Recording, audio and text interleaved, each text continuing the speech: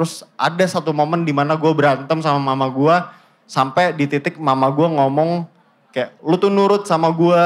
Kalau lo tahu bokap lu tuh nyuruh lu aborsi gitu-gitulah. Gue video callan sama dia lagi sama mamanya. Gue bilang salamin ke mama lo. Ini ngomong aja sendiri kata dia gitu.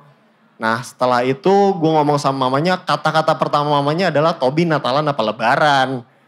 Waduh.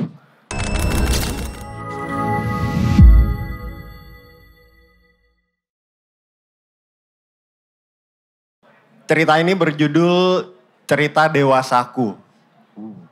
Sore itu hujan sedang deras-derasnya. Tante Linda memanggil ke kamarnya. Oh enggak dong, enggak kayak gitu ya cerita dewasanya ya. Jadi disclaimer dulu ya, ini gue bukan motivational story, inspiring or any of that shit ya. Gue di sini juga belum sukses, cuma orang-orang normal mediocre aja. Nama gue Tobi sekali lagi. Oke, first of all, gue tuh lahir dari keluarga yang cukup unik ya. Jadi gue ini anak kedua dari 3 bersaudara. Kebetulan mama gue orang Manado, bokap gue itu, kakak gue itu orang Jawa, adik gue orang Batak, gue Arab nggak dong, kelihatan dong dari mukanya. Nah jadi bokap gue itu ada 3 ya. Nah di bokap gue intinya yang pertama itu orang Jawa, bokapnya adik gue orang Batak. Definisi saudara kandung di sini menurut gue adalah orang yang lahir dari satu kandungan yang sama. Ya pokoknya intinya satu pabrik tapi beda material, itu menurut gue saudara kandung. Nah untungnya tapi papa mama gue pisah waktu gue masih balita. Jadi ya hidup ini tuh berjalan normal ya, even though orang mau bilang broken home dan lain-lain. Gue gak merasakan hal itu karena gue udah dari kecil merasakan hal seperti ini dan hal ini yang gue anggap normal. Nah gue itu mungkin salah satu orang Cina Kristen tapi gak suka makan B2. Kenapa? Nah ini nih ada ceritanya sih. Jadi waktu kecil tuh gue tinggal di Kebon Baru, Tebet. Lingkungan gue itu kurang lebih, ya kelas ekonominya mohon maaf bukan untuk mendiskreditkan, tapi kelas ekonomi CD lah. Jadi kayak orang-orang lokal yang mungkin lu tau lah bocah-bocah SD tuh mulutnya sesampah apa kayak. Ya lah dikatain Cina lu tuh dari kecil benar-benar udah sangat common di lingkungan gua. Mungkin ada yang relate juga kalau misalnya hidup di lingkungan seperti gua dan orang Cina juga. Nah dulu tuh setiap liburan semester ganjil kayak tanggal 26 Desember tuh gua gak pernah diajak main sama teman gua karena kayak teman-teman gua ngomong, iya habis makan babi ya jangan ditemenin. Bener-bener gak ada yang mau main sama gue. Nah akhirnya karena hal itu mungkin gue mengidap PTSD kali ya sampai sekarang tuh gak mau gue makan B2. Pokoknya kalau ada opsi antara B2 sama sapi gue pasti memilih daging sapi Wagyu A5. Enggak dong. Nah tapi biarpun gitu masa SD gue cukup bahagia. Gue SD juga lumayan pinter. FYI SD jajan gue gope 500 perak. Kenapa? Itu gue yang minta karena gue di sekolah tuh kayak sering ngasih contekan ke teman gue, sering kayak ngerjain tugas teman gue sehingga gue sering dijajanin di sekolah. Pokoknya pasti ada yang reguler ngasih gue 1000 perak. Jadi 1500 jajan gue 500 tesisri, 1000 misakura. Tuh kalau lo tahu tuh. Nah waktu SD gue masuk waktu gue umur 4 tahun. Jadi kenapa gue bisa masuk SD di umur 4 tahun? Karena kebetulan waktu itu gue ikut Olimpiade kalkulus di Rusia, enggak. Jadi nenek gue mantan kepala sekolah, habis itu ini ya bisa dibilang apa ya, nepotisme. Jadi nenek gue ngomong kepala sekolah existing, kayak ini tolong dong jadi anak bawang, akhirnya untuk berkas-berkasnya akte gue difotokopi sama emak gue, di tip X 98-nya jadi 96, terus difotokopi lagi, sampai akhirnya gue bisa eligible untuk masuk ke sekolah tersebut. Nah pokoknya my entire life in my elementary school itu cukup bahagia karena banyak teman juga, walaupun teman-teman gue juga yang mainannya gundu dan lain-lain, gue masih experience that things. Cukup bahagia lah, tapi skip SMP gue masuk ke SMP 73 Jakarta Tebet. Nah Di SMP 73 tuh secara keadaan lingkungannya, kelas ekonominya tuh cukup 50-50 lah. Antara ada yang A, B, C, D. Tapi karena gue sepanjang SD gak mengalami hal-hal yang mungkin gue tahu lagi ngetrennya apa, lagi kerennya apa. Gue tuh gak relate sama sekali sama anak-anak kelas gue. Karena mereka kalangan ekonomi yang cukup bagus. Di situ gue bisa dibilang gak ada temen lah. Sampai ada satu poin di mana gue menjadi jarang masuk sekolah karena nggak punya teman. Habis itu gue pelarian gue adalah ke warnet, main point blank kalau kalian tahu. Nah ada satu poin karena gue jarang masuk, tiba-tiba gue lagi masuk kelas. Di kelas itu gue kayak duduk di pojok belakang, terus lagi absensi, tiba-tiba pas momen guru manggil nama gue, ada temen gue pada nyeletuk kayak, lagi login Bu Tobi, lagi masang bom karena gue terlalu sering cabut. Dan ada juga satu momen dimana ketika gue waktu itu lagi disuruh ngumpulin PR, temen sebangku gue, ini nih poin momen ketika gue tahu gue bener-bener gak ada temen yang bener-bener dekat ya. Kayak tiba-tiba temen gue karena absennya dipanggil duluan, dia ngomong kayak, Bu nih Tobi juga gak ngerjain PR, padahal toh juga gue akan dipanggil nanti, tapi dia yang gue consider sebagai my closest friend, nyepuin gue di hal yang dimana ngapain sih lu cepuin, ntar juga gue dipanggil absen gue, dan gue juga akan ketahuan gak ngerjain PR. Itu momen lah dimana gue gak tahu, gue SMP cukup parah, kelas 1 kayak ranking 36 dari 40, kelas 2 ranking terakhir, kelas 3 ranking 34-an lah. Tapi waktu kelas 3 untungnya gue udah mulai punya teman lah, udah mulai bisa bergaul gitu. Nah setelah itu gue masuk ke SMA ini lumayan punya banyak temen. Di SMA ini bener-bener 180 derajat dari gue SMP yang gak punya temen jadi banyak. Di SMA ini juga gue bisa dibilang mulailah ada kebandelan, kenakalan yang mungkin orang-orang sepantaran gue tau lah, kayak minum, rokok dan lain-lain. Tapi gue belum ngerokok sih waktu itu. Gue minum dan lain-lain, ya pokoknya you name it lah, kenakalan SMA, tawuran dan lain-lain. Itu gue sempet ngalamin juga. Sampai pada titik kayak gue kelas 2 semester 2. Ada guru jadi satu tembok sama rumah gue, kebetulan sebelah rumah gue, nyepuin gue ke mama gue. Sampai akhirnya gue dipindahin ke Manado. Nah bener-bener dari yang peak happiness sampai peak sadness gue, karena di Manado tuh gue bener-bener gak mau lah. Di Manado akhirnya gue gak ada teman lagi. Terus di Manado gue kenapa bisa gak temenan sih, karena gue menganggap tuh orang Manado kayak waktu itu mereka terlalu kayak sok bandel. Terus hal-hal yang mungkin biasa di metropolitan tuh mereka sering ngebanggain kebandelannya. Gue bukan nggak merasa nggak cocok lah dengan mereka. Nah di situ bener-bener teman gue tuh cuma Luffy, Zoro, nakama. Gue cuma bener-bener pulang sekolah, masuk jam 6, pulang tenggo. Cuma buat nonton anime doang. Kayak gak ada teman sama sekali soalnya. Gue di Manado juga pertama kali nyampe sana kayak ngeliatin orang nih, cuma ngeliatin orang karena wih keren nih orang. Kayak ngeliatin atas bawah stylenya. Terus dia kayak tiba-tiba ngomong ke gue, ngapain lu lihat-lihat, ngajakin berantem. Bener-bener digituin. That's why gue menganggap di Manado tuh gue kayaknya gak cocok deh. Tapi sisi positifnya gue karena gak ada teman, jadi gue bisa fokus belajar sehingga bisa lulus SBMPTN. Dan ya alhamdulillahnya puji Tuhannya masuk ke Universitas Negeri di Malang. Tapi di Manado juga itu yang menyebabkan salah satu titik kerenggangan hubungan gue dengan mama gue. Karena di sana kan gue ya nangis-nangis dan lain-lain, mogok makan gue, minta pulang ke Jakarta. Terus sampai ada titik di mana waktu mogok makan di hari ketiga gue gak pernah makan sama sekali. Tengah malam gue udah kelaparan, gue buka kulkas, ketahuan sama mama gue. Jadi mogok makannya gagal. Terus ada satu momen di mana gue berantem sama mama gue. Sampai di titik mama gue ngomong kayak, lu tuh nurut sama gue.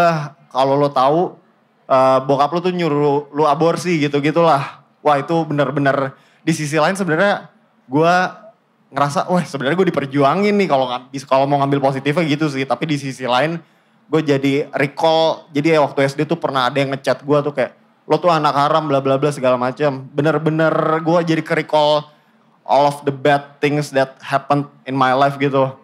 Nah dari situ hubungan sama mama gue mulai renggang. Padahal dari yang waktu SMP gue sangat CS sama mama gue kayak, kan bokap sama mama gue udah pisah juga. Dulu waktu kelas 3 SMP mau ikut bimbel, kayak ya udah bilang aja ke papa. Akhirnya ditransferin duit, pas duitnya udah masuk kayak, ma apa kita bagi dua aja ya nih duit bimbelnya. Akhirnya beneran gue bagi dua sama mama gue, se-CS itu gue sama mama gue. Nah, sampai akhirnya gue lulus masuk ke Universitas di Malang. Kembali lagi kehidupan gue ke banyak teman dan jadi berwarna lagi ya. Tapi jadi bandel lagi, bandelnya juga lebih intens. Cuma ya udahlah ya, kita semua juga mungkin punya kebandelannya masing-masing. Nah, di kuliah ini mungkin tadi udah ada cerita bullying, relationship. Gue masuk ke cerita relationship gue. Jadi waktu kuliah semester 5 itu gue pernah suka sama cewek. Gue ketemu dia cuma di lift kampus. Akhirnya gue pengen tahu kan nih siapa nih. Akhirnya gue gimana ya caranya ya, ini maba gitu kan ceweknya. Terus gue baru find out ternyata setiap grup ospek tuh punya Instagram masing-masing. Akhirnya gue scrolling through 30 akun Instagram, ketemu itu. Jadi di Instagram itu ada member-member yang ikut di ospeknya. Akhirnya gue ketemu ini orang, cari friends in common-nya, ketemu, minta kontaknya. Abis itu gue ngechat dia. Cuma responnya sangat negatif, dimana kayak gue tanya kan, ini temennya, lu temennya si B ya? Dia jawab bukan. Oh lu kampusnya, lu fakultasnya di sini ya? Enggak. Padahal gue kayak pernah ngeliat lo di lift gitu. Ya udah deh, nanti kalau misalnya gue ketemu langsung gue sapa ya. Terus dia nggak jawab. Akhirnya selama 2 minggu ke depan gue memutuskan untuk mencari kontak nih untuk berkenalan langsung dengan nih cewek nih. Sebut saja si A. Di minggu pertama tuh gue datang setiap hari jam 6 pagi sampai jam 6 sore cuma buat mapping jadwal kuliahnya dia. Akhirnya di minggu pertama gue udah nyatet nih, Senin jam segini, Selasa jam segini, Rabu jam segini, Jumat jam segini. Oke, minggu kedua gue datang dengan outfit terbaik gue, di jam dia kuliah, berusaha untuk kenalan tapi momentumnya nggak pernah pas karena dia selalu rame atau ya nggak ada momen untuk kenalannya lah intinya. Nah setelah minggu kedua gue memutuskan udahlah udah capek. Di minggu ketiga tiba-tiba di kelas ada jam pengganti gitu. Jam pengganti ini di luar jam kuliah ya, kayak jam 7 malam. Dia ada di depan kelas gue kan. Terus gue mempersiapkan diri, gue ke kamar mandi, nyisir dan lain-lain. Tapi dengan outfit yang tidak terbaik. Akhirnya gue nyamperin terus gue kayak gue ngebas-basin kan suara gue. Halo, namanya siapa ya? Bla bla bla, kenalan. Oh ya, aku Tit. Nah, namanya itulah gue sensor ya. Karena takutnya dengar. Nah, akhirnya setelah itu dapat kontaknya. Karena chat terakhir gue, kalau misalnya ketemu gue sapa ya. Akhirnya gue chat tuh malamnya kayak, udah gue sapa ya. Dari situ gue berhasil dekat sama dia itu bulan September 2016 sampai bulan Januari 2017. Dia pulang ke Jakarta. Gue video callan sama dia lagi sama mamanya. Gue bilang salamin ke mama lo. Ini ngomong aja sendiri, kata dia gitu. Nah setelah itu gue ngomong sama mamanya, kata-kata pertama mamanya adalah Tobi Natalan apa Lebaran? Waduh, gue jawab kan, Natalan tante tapi Lebaran ngerayain juga kok aku. Nah cuma ya dari situ langsung kayak lost contact. Tapi sebelum lulus kuliah deket lagi, pokoknya gue deket tuh sampai Juni 2019. Nah ini sebenarnya ada relating sama next story sih. Kenapa gue cerita tentang dia. Ya intinya kisah cinta gue gak banyak, lebih ke gak ada sih masalahnya.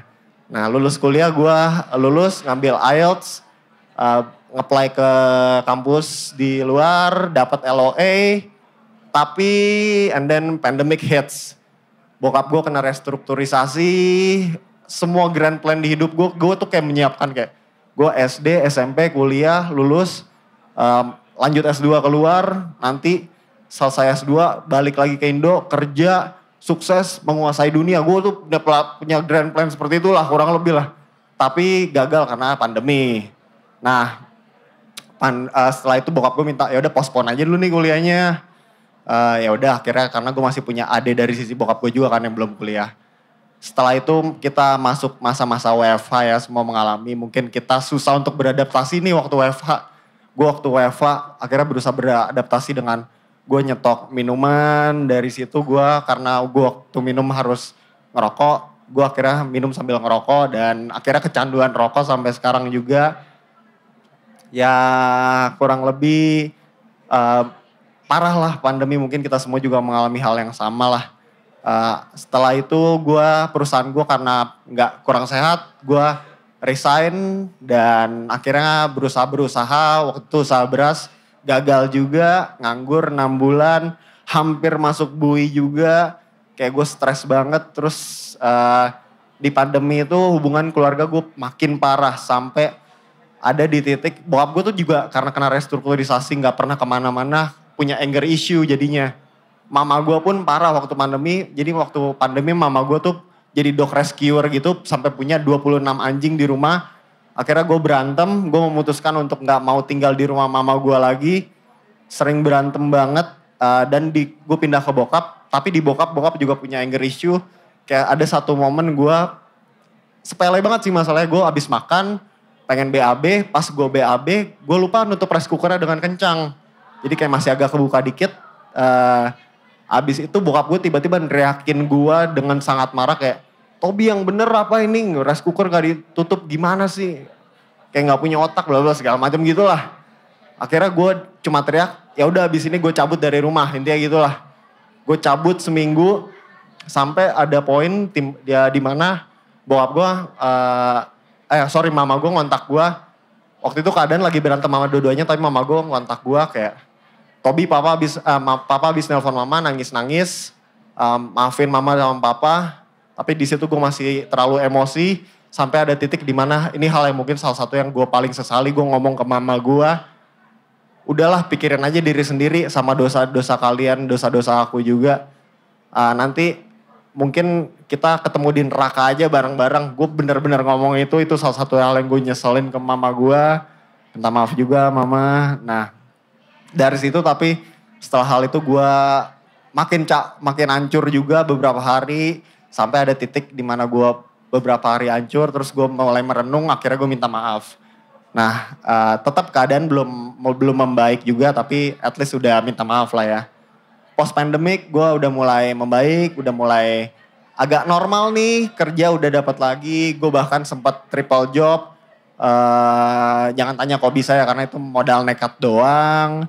Setelah itu nggak lama kemudian tiba-tiba gue dikontak nih sama bokapnya si cewek yang pernah gue deketin. Kayak nih si A mau bikin perusahaan, tolong bantuin dong. Akhirnya gue resign dari semua pekerjaan gue dan sampai sekarang gue masih bekerja di situ. Jadi gue kayak mikir, anjir padahal dulu gue bisa loh ini hubungan gue gak berjalan dengan baik. Gue putusin aja hubungan gue, kayak udah lost contact aja.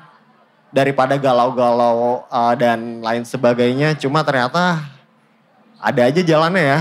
Kayak dari kalau lu tulus baik sama orang tuh, mungkin dari 100 orang yang lo baikin, ada 2-3 orang yang akan beneficial untuk hidup lo ke depannya. That's why gue memutuskan dari situ kayak emang ya udahlah kita berusaha baik aja sama semua orang. Who knows ke depannya dia bisa ngebantu kita apa enggak nih. Nah akhirnya dari yang tadinya gue gak tahu mau ngapain, mau jadi apa, bakal sukses apa enggak nih, gila udah gak ada arahnya banget hidup gue. Sekarang puji Tuhan udah mulai kembali normal, udah mulai agak tergambar juga. Masalah-masalah sama keluarga sih belum selesai, tapi financially udah lumayan stable. Ya walaupun gue masih jadi salah satu part of sandwich generation juga ya. Sekarang juga gue masih belum baik hubungan sama keluarga, masih tinggal di luar, di kontrakan, gue ngontrak sendiri. Cuma ya hopefully lah ya keadaan akan membaik buat kita semua. Makanya sekali lagi ini bukan inspiring story atau yang lain. Kalau emang ada yang bisa diambil tolong diinterpretasikan sendiri aja. Mungkin sekian cerita dari gue. Thank you Rafis, Jihan, dan Robert Enko.